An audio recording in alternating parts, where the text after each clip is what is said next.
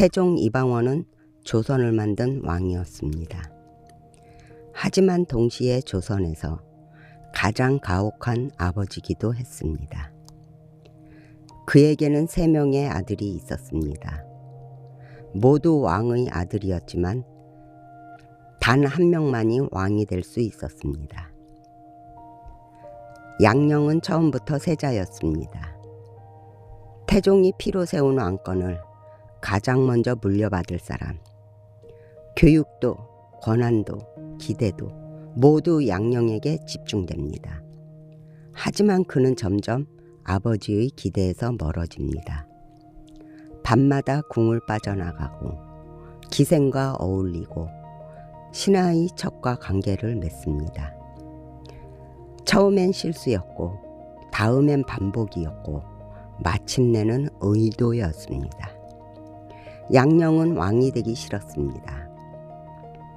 형제의 피 위에 세워진 왕자, 끝없는 의심과 숙청, 그 무게를 그는 감당할 생각이 없었습니다. 그래서 스스로를 망가뜨립니다. 차라리 버림받는 게 낫다. 태종은 이 선택을 알아봅니다.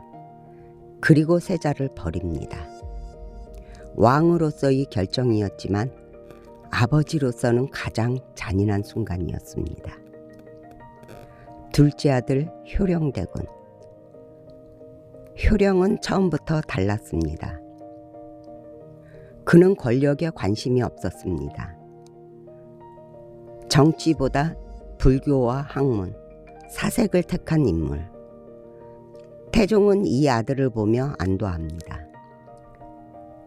적어도 이 아이는 권력을 탐하지 않는다. 효령은 스스로 물러납니다. 형이 폐위된 뒤에도 왕위를 노리지 않았고 정치의 중심에 서지도 않았습니다.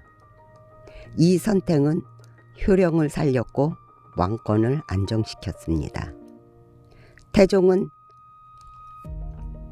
태종에게 효령은 가장 편안한 아들이었을지도 모릅니다. 셋째 아들 충녕대군. 왕이 될 준비를 했던 친묵의 아들인 충녕대군입니다. 충녕은 눈에 띄지 않았습니다. 말수도 적었고 앞에 나서지도 않습니다. 하지만 그는 보고 있었습니다. 아버지가 형제를 버리는 장면을, 왕권이 어떻게 세워지는지를.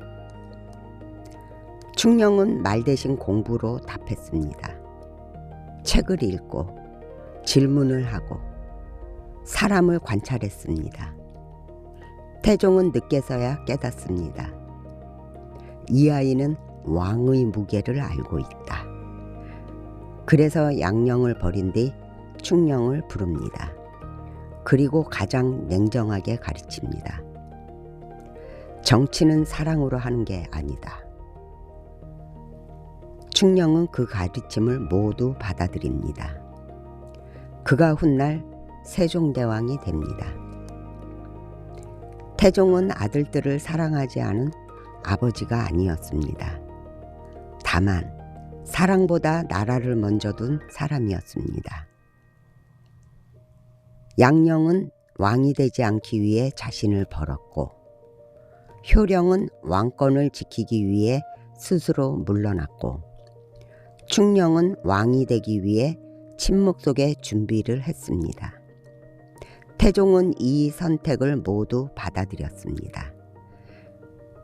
그게 아버지로서의 실패이든 왕으로서의 성공이든 태종 이방원은 형제를 버린 왕으로 기억됩니다. 하지만 그의 인생에서 가장 무거운 선택은 아들에 대한 선택이었습니다. 조선의 황금기, 세종의 시대, 그 시작에는 이 아버지의 차가운 결단이 있었습니다. 그래서 태종은 성군도 폭군도 아닙니다. 그는 나라를 위해 아버지의 마음을 끝까지 접어야 했던 왕. 세 아들을 모두 잃고 하나의 왕조를 얻은 남자. 그가 바로 태종 이방원입니다. 지금까지 역사의 숨결을 함께한 목소리 박경희였습니다.